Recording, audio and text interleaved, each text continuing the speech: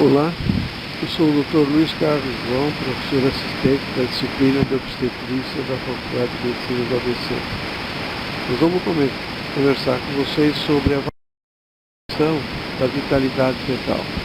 A avaliação da vitalidade fetal é um exame extremamente importante na prevenção da morbidade e mortalidade perinatal, que corresponde ao binômio mãe e filho. É extremamente importante na assistência pré-natal, cuja finalidade é última, na verdade, quando se tem um feto comprometido intraútero. E aqui nós vamos ter o feto como paciente. Na avaliação da vitalidade fetal, portanto, ela pode ser clínica ou através de métodos biofísicos e bioeletrônicos. A hormonal e enzimática está aí apenas para lembrar de um passado recente. Mas isso tudo passa por uma insuficiência placentária. A placenta, como vocês lembram, é extremamente importante na economia fetal.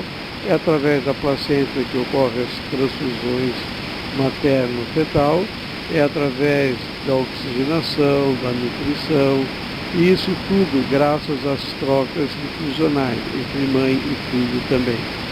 Se essa placenta for insuficiente, que corresponde à incapacidade de agudamente ou cronicamente fornecer ou transferir oxigênio, além de uma nutrição adequada para o concepto, nós vamos estar diante de uma placenta insuficiente. E essa insuficiência pode gerar o crescimento fetal restrito e outras consequências na oxigenação.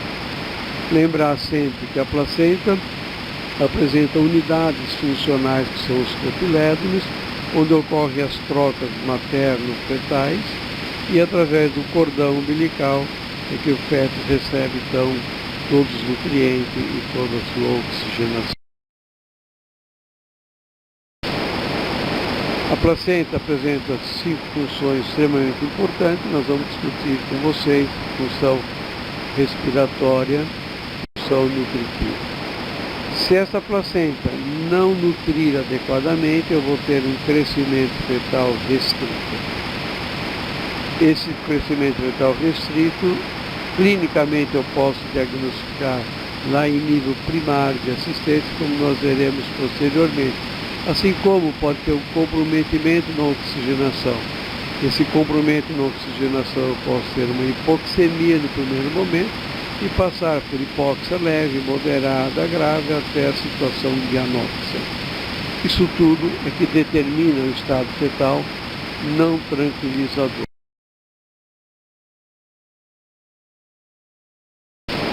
Esse estado fetal não tranquilizador, que é o sofrimento fetal, nós temos sim que avaliar como prognosticar para poder verificar a vitalidade fetal. Esse comprometimento pode ser crônico durante a gravidez ou agudo, que ocorre durante o trabalho de parto. Esse conjunto então, de manifestações clínicas decorrentes da hipóxia ou asfixias fetais quando ao sofrimento fetal. Num primeiro momento, se houver então uma diminuição da oxigenação do feto por uma placenta insuficiente, eu vou ter uma diminuição do PO2 circulante. Essa diminuição do PO2 circulante vai fazer com que o feto lance mão de mecanismos compensatórios, como a redistribuição circulatória, aumento de frequência cardíaca, glicólise anaeróbia, para manter-se oxigenado. Porém, persistindo a diminuição da oxigenação, eu passo a ter agora uma diminuição do PO2 tissular. O PO2 tissular diminuído, eu estou numa situação de hipóxia, que corresponde ao estado fetal não tranquilizador ou sofrimento fetal. A persistir o insulto, nós vamos passar por uma acidose, que é a diminuição do pH tissular. E ele pode ser uma acidose respiratória, que é a hipóxia leve, acidose mista, hipóxia moderada, ou acidose metabólica, que é a hipóxia grave. E persistindo ainda o insulto, nós teremos a asfixia, que é a hipóxia mais acidose metabólica, que pode determinar o óbito intraútero ou sequela neonatais graves. Evidentemente, se eu estou frente ao estado fetal não tranquilizador, eu preciso saber se ele está ocorrendo durante a gravidez ou durante o parto. Agudamente será durante o parto, cronicamente durante a gravidez. Esse sofrimento fetal crônico, ele pode determinar, como nós já dissemos anteriormente, um crescimento fetal restrito ou agudo, é que leva a uma hipoxemia grave, geralmente, agudamente durante o próprio trabalho de parto. Mas, durante o trabalho de parto, o que ocorre, na verdade, para que eu possa entender esse mecanismo todo? Nós veremos isso, mas lembrar sempre que no sofrimento fetal crônico, onde nós temos um acometimento de 10, 20% das gestantes de alto risco, é ainda o grande responsável pela mortalidade fetal antiparto. Nesse sofrimento fetal crônico, evidentemente, esse feto está cursando com diminuição de oxigenação e há um crescimento restrito. Esse crescimento fetal restrito, ele pode ocorrer em função de uma série de patologias maternas que determinam essas alterações. Então vocês veem aí, estou elencando uma série de patologias obstétricas que podem ocorrer durante a gravidez e com esse comprometimento crônico do feto. São infecções agudas, hipertireoidismo, diabetes, hipertensão, então aí uma série de patologias. Mas ainda falando em sofrimento fetal, eu tenho que ter um diagnóstico. O diagnóstico depende da patologia de base e de um acompanhamento pré-natal diferenciado. Então eu vou me valer da propedêutica clínica e dos métodos biofísicos e bioeletrônicos nessa avaliação. Clinicamente, nós sabemos que quando a mãe refere uma diminuição de movimento fetal, ou lá na unidade de pré-natal, na assistência pré-natal em nível primário, o obstetra verifica que aquele útero não está tendo um crescimento adequado, ou porque há uma diminuição de líquido, ou porque a mãe está muito abaixo do peso, ou ela refere uma diminuição da movimentação fetal, eu tenho que procurar averiguar melhor se está havendo um crescimento fetal restrito ou não. A ausculta dos batimentos cardíacos isolada, ela serve apenas para me dizer se o feto está vivo ou não. Não tem valor prognóstico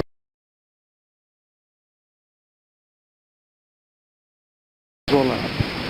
Mas a movimentação fetal é importante. E em relação à movimentação fetal, lembrar que os movimentos respiratórios do feto começam a partir do terceiro mês. Os movimentos corporais assincrônicos, a partir da 7ª, 8ª semana, aumentam na 10ª semana de gestação. Evidentemente, isso a mãe não percebe, mas são dados importantes quando se avalia a embriogênese fetal. A ausência de movimento sempre vai se reportar a repouso, efeitos de drogas ou óbito fetal. Há sim uma relação direta entre movimentos fetais e bem-estar fetal. De sorte que, como nós dissemos, que na embriogênese inicialmente aparece tônus fetal, depois movimentos corpóreos e aí movimento respiratório, se eu tiver uma maneira de diagnosticar clinicamente ou através de uma propedêutica armada, quando há diminuição de movimento respiratório fetal, seguido de movimentação corpórea diminuída, eu estou seguramente frente a uma hipóxia.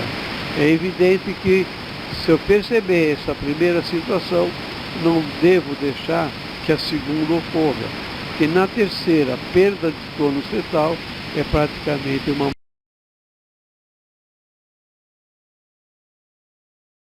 iminente. A ultrassonografia nos ajuda? Sim, em nível primário de assistência, que através da ultrassonografia em nível primário, eu posso avaliar se está tendo um crescimento adequado ou não. Eu posso verificar se os batimentos são normais.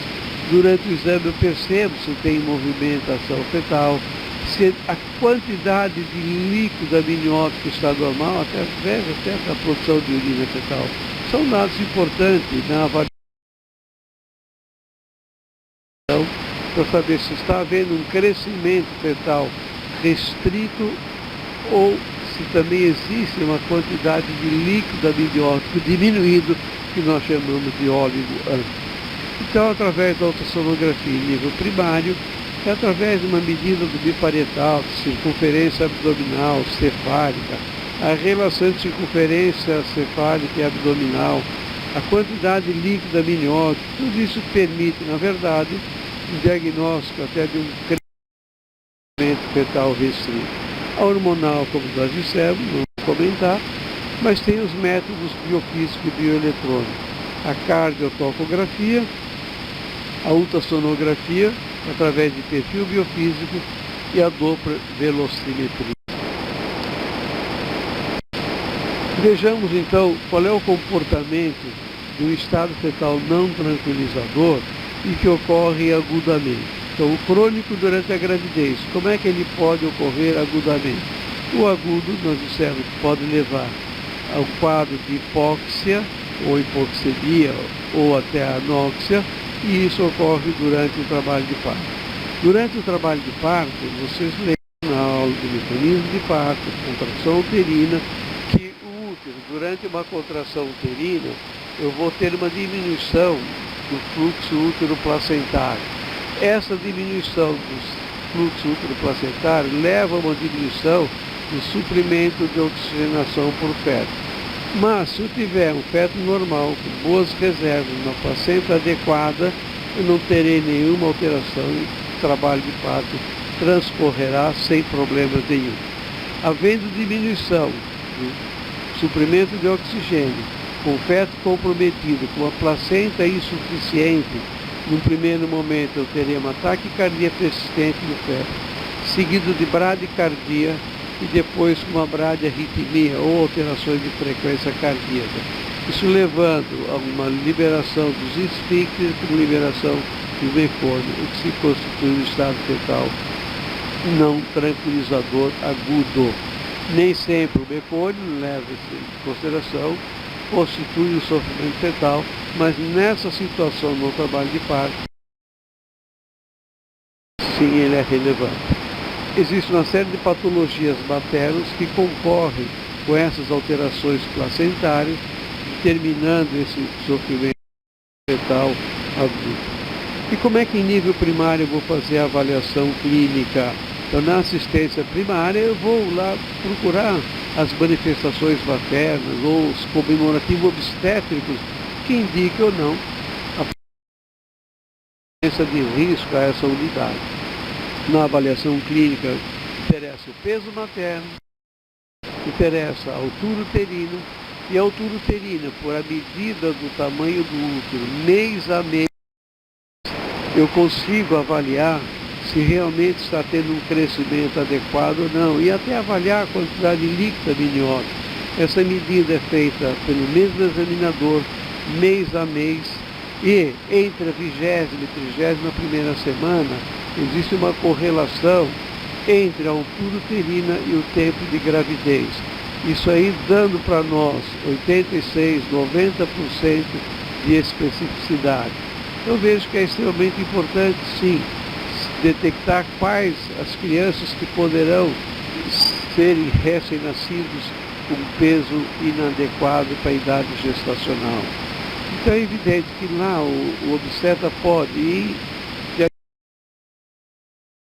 diagnosticando ou numa percepção dessa diminuição, ele vai se valer de outros exames que possa aferir se está havendo um crescimento fetal restrito ou não.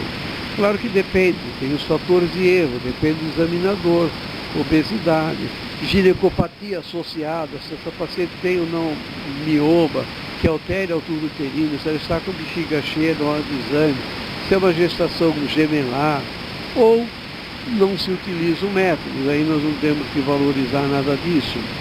A fita métrica, ela deve ser adequada, não posso ter uma fita métrica irregular, já deteriorada pelo uso. Ausculta de batimentos cardíacos, nós já dissemos que eles são importantes para avaliar se o feto está vivo. Mas só para lembrar, o feto, nós costumamos começar a auscultar. O estetoscópio de Pinar, que é essa figura que vocês veem aí, a partir da 10ª. 80% da gestante com 20 semanas e 100% a partir da 22ª semana de gravidez.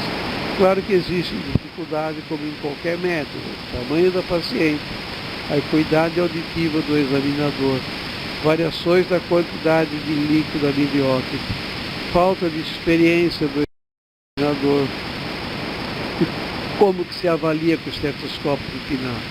Eu vou avaliar, é claro, alterações grosseiras, a própria frequência cardíaca.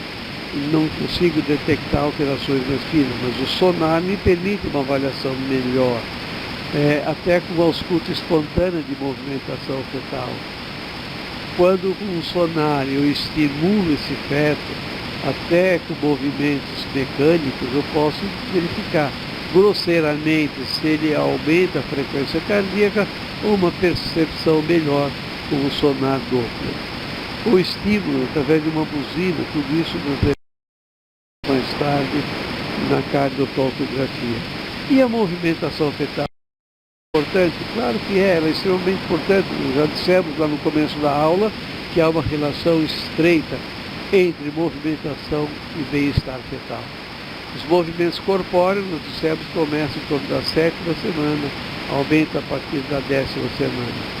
A ausência de movimento ou é repouso, o feto está dormindo, efeito de drogas,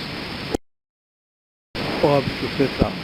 Em relação à movimentação fetal, esse autor, Sadowski, um dos grandes estudiosos sobre a movimentação fetal, ele conclui em sua análise toda que a diminuição dos movimentos fetais ou mesmo a sua cessação são sinais que precedem a morte intrauterina. É o chamado sinal de alarme dos movimentos. Esses movimentos que podem ter vários tipos de caracterização e que diminuem fisiologicamente ao final da gravidez e próximo ao parto, eles têm que ser muito bem interpretados e depende muito da sensibilidade de cada paciente. Mas o decréscimo acentuado da movimentação fetal para menos de 4 por dia, quando se conta esse movimento, ou a sua completa cessação, constitui o chamado sinal de alarme dos movimentos fetais. Então isso indica um grave comprometimento do feto, com morte iminente, obrigando a interrupção imediata da gestação. Quais os fatores que alteram? Contrações uterinas, estimulação sônica. Quando está em ambiente muito barulhento, isso aumenta a movimentação. O feto, quando dorme, diminui. Efeitos de drogas, a nicotina ou sedativos, outras drogas que se ofereçam a mão. Fatores de erro também. Quais são os fatores de erro? A hora do dia que se marca, a idade gestacional. Há uma grande variação de normalidade dessa movimentação, gestação múltipla, condições ambientais, nós já falamos, movimentos muito ruidosos. Esse feto seguramente terá uma movimentação mais excessiva. Há, como tudo, sempre um grande número de falsos positivos. Eu acho que é uma interpretação clínica da movimentação, mas não há dúvida que há uma boa correlação entre percepção materna e movimentos fetais, e documentado por vários aparelhos. Em relação ao líquido amniótico, também é extremamente importante. Como que eu percebo? Eu posso perceber pela própria palpação uterina, onde eu sinto um feto que está enluvado dentro do útero. Eu não percebo aquele feto solto dentro do útero quando se palpa, por não haver muito líquido. O toque, experiência do examinador, os erros são sempre os mesmos. A experiência é a obesidade e porque é uma grande questão da normalidade. Importante é que nessa assistência primária eu consiga identificar clinicamente alterações maternas ou esses comemorativos obstétricos, que indiquem alguma alteração ou risco à unidade interno placentário ou feto placentário, para que em nível secundário, com maior complexidade ou eventualmente nível terciário, outros exames possam ser realizados para melhor avaliação do binômio materno-fetal. Na propedêutica, então, clínico, os métodos biofísico e bioeletrônico, nós vamos então agora destacar alguns elementos mais importantes em relação a tudo isso. Na propedêutica clínica nós já vimos, agora na propedêutica, através dos métodos biofísico e bioeletrônico, nós veremos primeiro a cardiotocografia. O que é a cardiotocografia? Corresponde ao registro contínuo e simultâneo obtido do comportamento das seguintes atividades biofísicas fetais e maternas: frequência cardíaca fetal, movimentação corpórea fetal e contratilidade uterina. Através, então, de um registro contínuo dessas atividades, esse é o aparelho, é um cardiotocógrafo, permite, então, essa avaliação. Na cardiotocografia, a frequência cardíaca ela se caracteriza por, primeiro, ter um ritmo normal, que deve estar entre 110 e 160. É evidente que ele não bate 140 o tempo todo, nem 110. Existem acelerações transitórias, acelerações que nós chamamos de não periódicas. Há uma variabilidade de curta e longa duração de ritmo. E tudo isso nós temos que avaliar, porque os fatores fetais e os maternos exercem uma influência muito grande sobre a frequência cardíaca fetal. E é um pré-requisito para a interpretação correta desse padrão de frequência cardíaca. E isso deve ser valorizado quando se avalia um traçado cardiotocográfico. Claro que quais são os fatores fetais? Depende da idade do feto. Quanto mais prematuro, maior é a frequência cardíaca.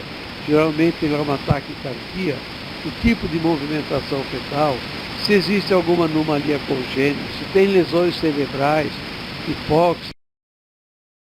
Tudo isso então pode determinar alterações do lado fetal. E do lado da mãe, a posição durante o exame, estado físico, pressão arterial, hipertermia, hipotireoidismo, administração de fármacos, uma série de alterações importantes.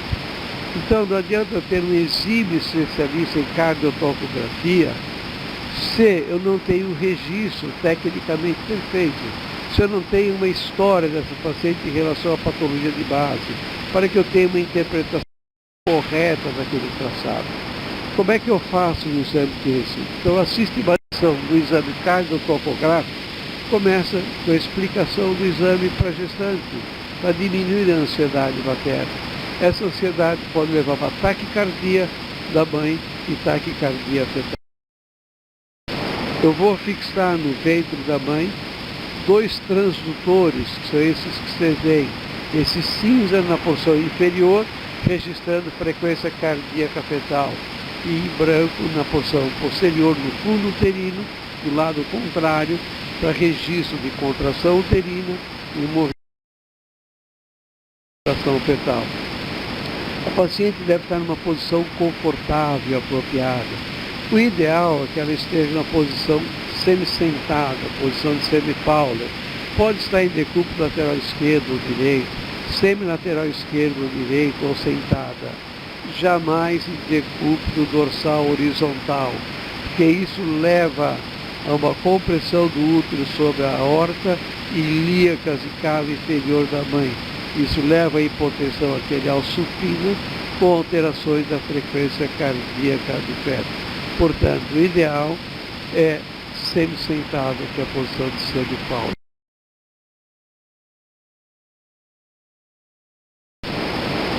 Eis aí uma gestante, com um traçado sempre feito, e ela está em decúbito lateral esquerdo, que para ela é a mais esse movimento. Vocês veem aqui novamente, esse triângulo é quando a mãe aperta o botão, referindo à movimentação fetal. Aqui um traçado, vocês veem que diferente do anterior, parece que não tem muita oscilação. E aqui no final, depois dessa elevação na banda inferior, parece que tem uma desaceleração, diminui a frequência cardíaca fetal. Então vejo que são traçados que têm interpretado adequadamente. Eu estimulo o feto, sim, se ele estiver dormindo por mais de 20 minutos, eu posso estimular sim.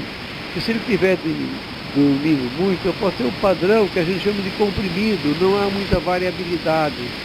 Então eu estimulo para ver se ele responde. Quando o feto, o traçado já está normal, eu não preciso ficar estimulando. Então os fetos que nós chamamos de ativos, não há necessidade de estimulação fetal. Vejo nesse traçado, vocês acompanharem desde o começo até onde aparece a primeira elevação na linha superior, onde tem esse AT registrado, aqui tem uma elevação, isso é uma aceleração transitória. Logo depois vocês veem uma risca vertical, onde tem uma estimulação sonora. E olha o comportamento desse feto, ele acelera a frequência cardíaca, ficando no estado mais taquicárdico. Isso é típico de um feto rígido, de um feto que estava dormindo e quando acordado ele passa a apresentar um outro padrão. Embaixo, na banda cardiotocográfica inferior, essa elevação foi uma contração uterina, uma contração de Brachus cervix, durante a própria estimulação ou movimentação fetal, sem comprometimento nenhum da frequência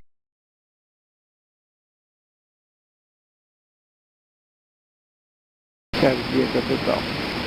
Quando realizar o exame? A partir da 20ª semana de gravidez. Claro que depende do risco de óbito intrauterino, da patologia materna, enfim, quais as condições que existem para que eu realize esse exame ou não antes da 20ª semana, mas geralmente a partir da 20ª semana. Quando que eu repito o exame? Em pacientes internadas a cada 2 dias ou diariamente, gestantes controladas clinicamente com cardiotocografia normal, eu posso repeti-lo a 7 dias, desde que as condições clínicas da mãe não se alterem. Se nessa semana, nesse período, tiver alguma infecção, uma hipertermia ou qualquer outra alteração, o exame deverá ser repetido. Para avaliar o exame, um traçado cardiotocográfico, eu preciso avaliar o que se chama de linha de base, isto é, se a frequência cardíaca está entre 110 e 160. Abaixo de 110 é bradicardia, acima de 110 taquicardia. Há uma variabilidade, e essa variabilidade são importantes, são as chamadas acelerações que podem ser transitórias. Então existem acelerações, como pode existir desacelerações, que às vezes pode ser de mau prognóstico. Então vejamos, a frequência cardíaca fetal nós já dissemos que é de 110 a 160. Quando há taquicardia acima de 160, eu procuro verificar o que está levando àquela taquicardia.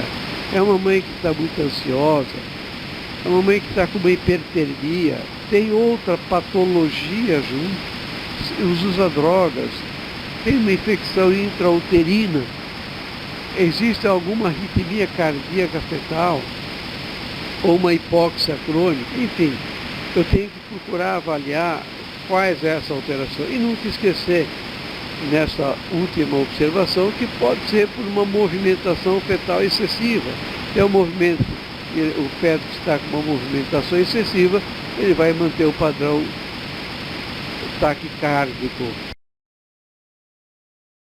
Na bradicardia, abaixo de 110, que por conceito, se ela permanecer por mais de 3 minutos de registro, eu também vou procurar saber o porquê dessa bradicardia, se não se trata de uma hipóxia aguda, por exemplo. Na variabilidade, ele não vai bater 110 ou 160 o tempo todo. É importante que ele tenha uma oscilação, que nós chamamos de uma amplitude, que ela tem que ser maior que 5 e menor que 25. Então ele bate 140, 135, vai chegar a 165, Há uma oscilação dessa linha de base que nós chamamos, dessa variabilidade. E essa frequência de amplitudes, 2 a 6 ciclos por minuto eu posso encontrar também. Essa é a variabilidade de longa duração, ou macro oscilação. A de curta oscilação, na verdade, é o bit to bit, é batimento a batimento. Isso aqui só na cardiotocografia computadorizada que nós vamos conseguir avaliar, que é chamada micro-oscilação. A segunda é a oscilação. Então vocês veem aqui o traçado em cima, no retângulo, e esse retângulo ampliado para baixo, eu tenho a micro-oscilação. A macro-oscilação, à direita, vocês veem da linha branca, isso é a macro-oscilação. A micro-oscilação, à esquerda, no branco aqui, é quando ele, mesmo tendo essas amplitudes alteradas, durante a descida ou a ascensão, ele vai tendo alterações em algum ritmo da frequência cardíaca, chamado micro-oscilação, é o batimento a batimento, na verdade.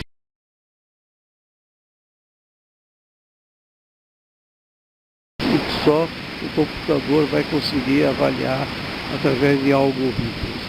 Então a variabilidade normal, ela tem que estar maior que 5 e menor que 25, que nós chamamos de um padrão normal. Se ela tiver maior que 0 e menor ou igual a 5, eu chamo isso de um padrão comprimido. Por que ele está comprimido? Será que ele está dormindo? Ele está sob efeito de drogas? Em alguma arritmia? É um prematuro? Existe um crescimento fetal? Enfim, eu vou procurar verificar quais as alterações que ocorrem que justificam esta linha de base comprimida, que não há muita variabilidade. Mas, se ela tiver aumentada, maior que 25, eu tenho que maior ou igual a 25, esse é um padrão que a gente chama de saltatório. Realmente, às vezes é por uma movimentação fetal excessiva. Então eu repito o exame posteriormente. Mas, se ela estiver indetectável, não há variabilidade, que a gente chama de padrão liso ou terminal, frequentemente isso está associado a uma grave diminuição da oxigenação fetal. Esse padrão liso é um comprometimento grave e geralmente nós temos que interromper ou indicar um parto terapêutico prematuro. E existe uma variável, que é o padrão sinusoidal.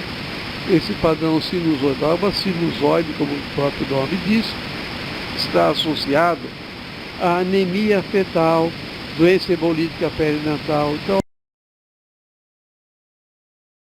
as alterações relacionadas. Esses são, então, todos os padrões. Você vê que o último é o padrão sinusoidal. Primeira, com a variabilidade reduzida. Aqui você tem uma variabilidade normal, o padrão saltatório. Então aí vocês têm os vários padrões de uma maneira a poder verificar como é que são essas variabilidades. Nessa aqui nós temos um padrão normal, que essa variabilidade é maior que 5. À medida que você vai observando a frequência cardíaca, há um aumento, é uma amplitude, isso é uma aceleração transitória, e após a estimulação, vocês veem que ele passa a ter um padrão taquicárdico. Então, um padrão normal, como é esse também. Vocês veem que esse tem uma variabilidade maior, muitas acelerações transitórias, mostrando um feto que tem uma movimentação boa e que durante, vocês olham agora na linha de base, na banda cardiotocográfica inferior, contrações uterinas, que são as contrações de Braxton Hicks, sem alteração da frequência cardíaca normal. Feto rígido. Nesse feto rígido eu posso ter esse exame uma semana depois. Quais são as alterações transitórias ou desacelerações? Elas podem ser periódicas, durante as contrações, pode acelerar ou desacelerar. Quando desacelera, pode ser uma desaceleração precoce, chamada de DIP1, tardia DIP2 e as variáveis DIP3. Não periódicas, isso ocorre eventualmente. Essas não têm valor prognóstico em relação à oxigenação? Existem, não sendo periódica, não se repetindo, nós temos que avaliar o tipo de alterações não periódicas,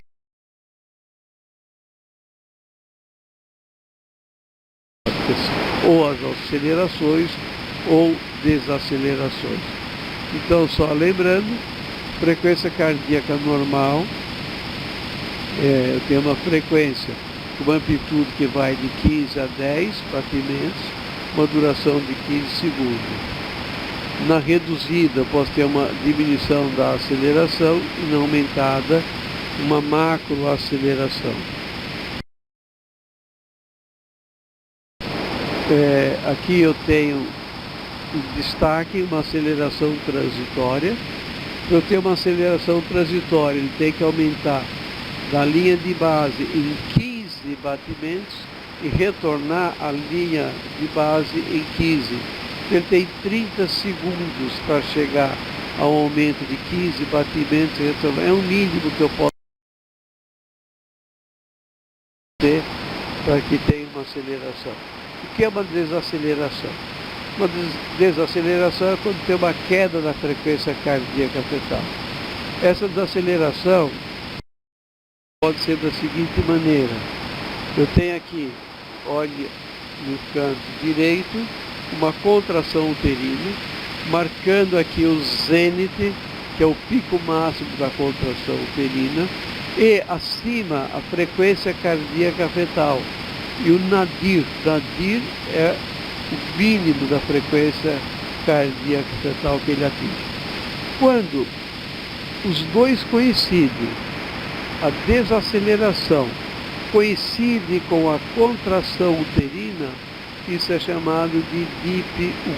É um DIP-1, é um DIP fisiológico e socorre por reflexo vagal. Não tem maior prognóstico em relação à oxigenação. Quando eles se repetem demais, nós temos que avaliar melhor. Mas, de uma forma geral, durante a contração uterina, se eu tiver uma desaceleração, é o DIP-1, não tem grande significado patológico.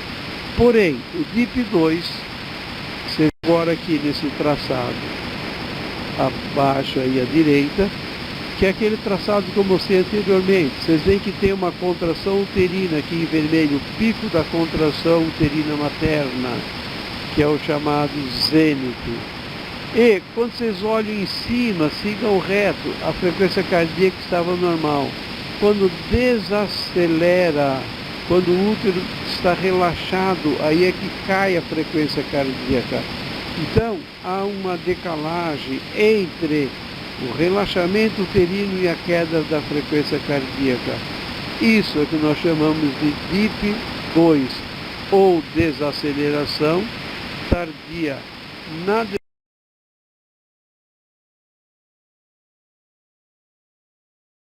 desaceleração tardia, na verdade, a desaceleração não coincide com o pico da contração. As desacelerações variáveis, elas não têm grande significado, uma grande parte delas está associada à contração uterina ou à contração de cordão umbilical. São espigas, são quedas. Claro que dependendo do nível de desaceleração, nós temos que avaliar. Quando o nível de aceleração é maior que 45, de 120, por exemplo, ele cai a 85, 75, 80 batimentos, isso deve ser avaliado meio.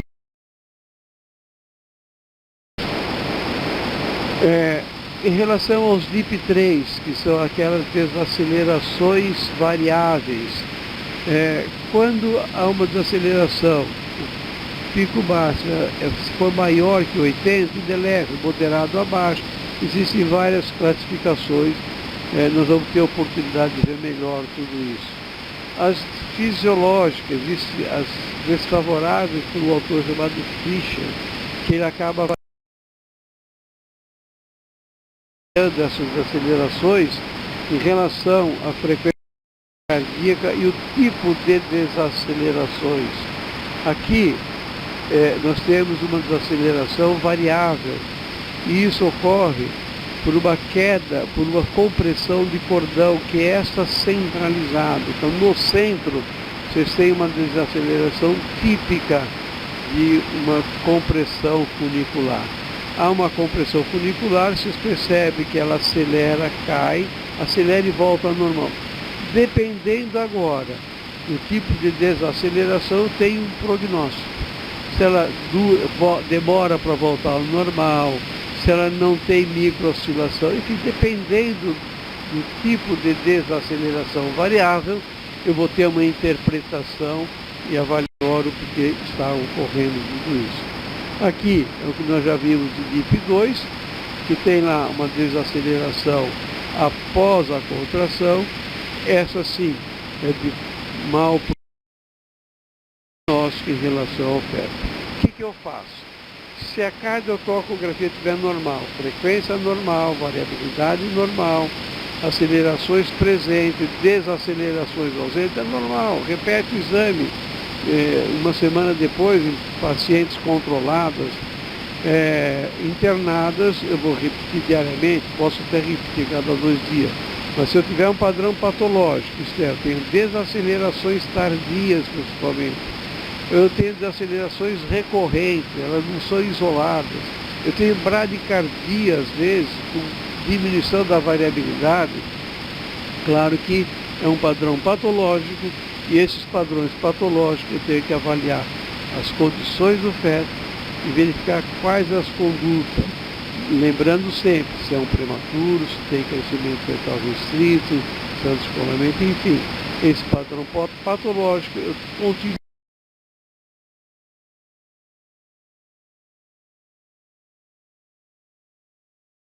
a minha investigação. Eu continuo a investigação, por quê? Porque eu posso ter uma cardiotocografia normal e com o feto ainda oxigenado, ele ainda tem boa oxigenação. Ele está normal, porque ele centralizou, ela está alterada, mas ele consegue ainda ter uma oxigenação adequada. E tudo isso eu só vou ver de que maneira? Através de outros exames, que é através dos métodos biofísicos, mas com a Doppler velocimetria. Então, eu passo para o exame posteriormente, ou é a Doppler velocimetria ou o perfil biofísico. No perfil biofísico fetal, empregam-se então outras variáveis que representam o comprimento agudo e crônico do feto. Quais são essas variáveis? Então existem os marcadores agudos, movimento respiratório, movimento do tronco, tônus fetal, reatividade da frequência cardíaca. Nós vimos lá no começo da aula e falamos que movimento respiratório ocorre lá em torno da 10ª semana de gestação. O tônus fetal já começa a partir da 7ª semana. Movimentos do tronco, eles aumentam muito a partir da 13ª, 15ª semana. E vimos ainda que dependendo da embriogênese, os primeiros a aparecerem são os últimos a aparecerem. Então, o tônus fetal é o primeiro a aparecer. Depois nós temos movimento respiratório. Depois nós temos movimento do tronco. Então é importante que a gente fique atento a tudo isso, na verdade. E o que é a reatividade cardíaca? A reatividade é a cardiotocografia. Que através da cardiotocografia eu vou verificar se aquele feto tem uma reação normal, a sua frequência cardíaca ou não. E o marcador crônico é o volume de líquido amniótico. Então vejam, Menem, 1987, e depois, em 90, ele mudou o seu tipo de avaliação. Nesse quadro, na última linha, volume de líquido amniótico, eu deixei esse propósito. Eu tenho que ter pelo menos um bolsão de líquido amniótico maior que 1 centímetro. Atualmente considera-se 2 centímetros. Quando ele idealizou esse exame, ele era mais rigoroso em relação a essa avaliação. Hoje, até 2 centímetros. E existe o perfil hemodinâmico fetal, em que se avalia o ILA, que é o índice de líquido amniótico. Mas através do perfil biofísico fetal, eu tenho a cardiotocografia, que é a reatividade cardíaca. Movimentos respiratórios fetais. Eu tenho que ter um ou mais episódios em 30 minutos de observação. Atentem para isso. Se existir um movimento ou mais, nota 2. Ausente, nota 0. Não tem meio termo. Aqui assim, ou ele apresenta o movimento ou não apresenta. Tônus fetal, um ou mais episódios de extensão e flexão do membro, por exemplo. Ele estica o braço e recolhe, abre a mão e fecha, abre a boca e fecha. Se ele apresentar pelo menos um em 30 minutos de observação, nota 2, ausente 0. Movimentos fetais. Se ele apresentar 3 ou mais movimentos corpóreos durante 30 minutos, a própria extensão do membro já serve. Se ele estiver ausente, nota 0. E a quantidade de líquido amniótico. Bolsão menor, maior ou igual a 2, 2, ausente 0. Se a nota somatória der 8 ou 10, normal, repete o exame no dia seguinte. 6 é suspeito, eu continuo a investigação. Então eu posso passar para o exame seguinte, que é a Doppler velocimetria. 4, 2 ou 0 são alterações anormais, deve-se pensar na indicação de um parto terapêutico prematuro. Então vejam que no perfil simplificado, em 90 foi idealizado por Manning novamente, e ele exclui a cardiotocografia e fica só com os 4 parâmetros observados na ultrassonografia. Se alterado, um desses 4, aí realiza-se a cardiotocografia. Se não, não se o perfil biofísico simplificado. Ora, dissemos que se o perfil biofísico estiver alterado, eu vou me valer da Doppler velocimetria fetal. A Doppler velocimetria fetal, eu vou avaliar, na verdade, a circulação fetal. Eu vou verificar se existe alguma alteração em resistência, em alteração circulatória, no suprimento de oxigênio com vasoconstrição e até uma vasodilatação em territórios nobres. Esse é um capítulo à parte que vocês devem ter visto no verão em medicina fetal. Mas a Doppler velocimetria, nós temos uma avaliação clínica da hemodinâmica fetal, que é extremamente importante na avaliação da vitalidade fetal.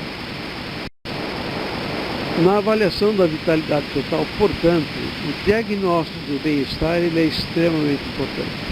O diagnóstico oportuno do sofrimento, do estado fetal não tranquilizador, é extremamente importante, principalmente em prematuro. Por quê? Porque se eu tiver uma intervenção muito precoce, eu vou aumentar a prematuridade, eu vou complicar mais, aumentar a morbidade neonatal. Mas, uma intervenção tardia, também eu vou ter comprometimento por uma asfixia, sequela neurológica ou até pelo óbito.